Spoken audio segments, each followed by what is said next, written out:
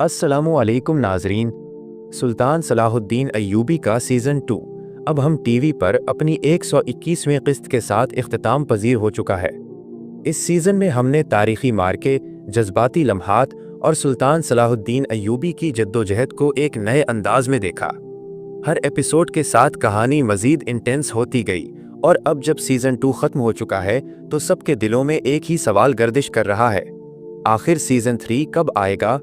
और अगर नहीं तो क्या सुल्तान सलाहुद्दीन अय्यूबी की जगह कोई न्यू इस्लामिक सीरीज स्टार्ट होगी या नहीं?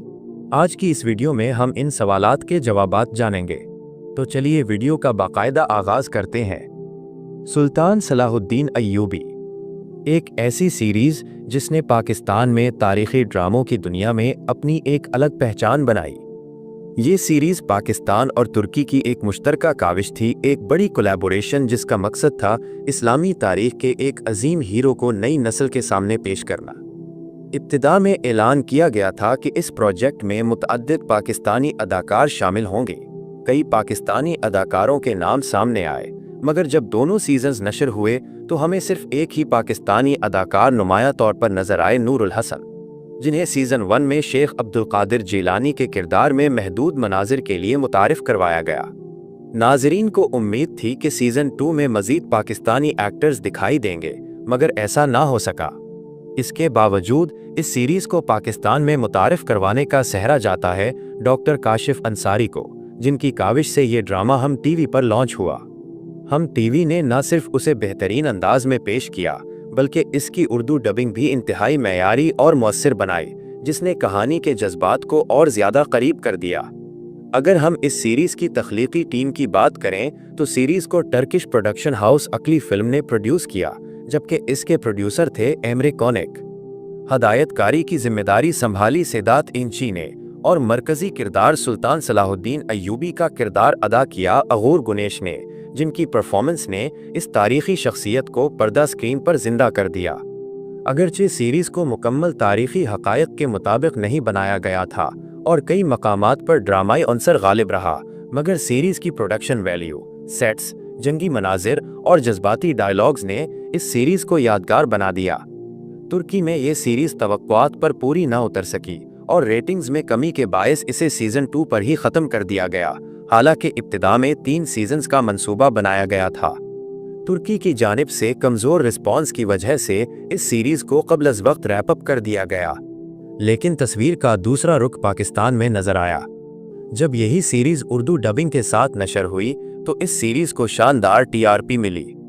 टीवी रेटिंग्स में इसने मजबूत जगह बनाई और यूट्यूब पर भी इसके एपिसोड्स ने बेहतरीन व्यूज़ हासिल किए।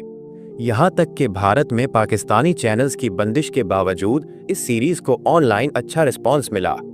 अगर हम उर्दू डबिंग में कामयाब टर्किश सीरीज़ की बात करें तो दिरिलिश एर्तुगरुल और कुरुलुश उस्मान के बाद अगर किसी तारीख़ी सीरीज़ ने ज़बरदस्त मकबूलियत हासिल की तो वो यही सुल्तान सलाहुद्दीन अय्यूबी थी। तुर्की में जहाँ ये सीरीज़ फ्लॉप करार दी गई, वहीं पाकिस्तान में ये सुपर हिट साबित हुई।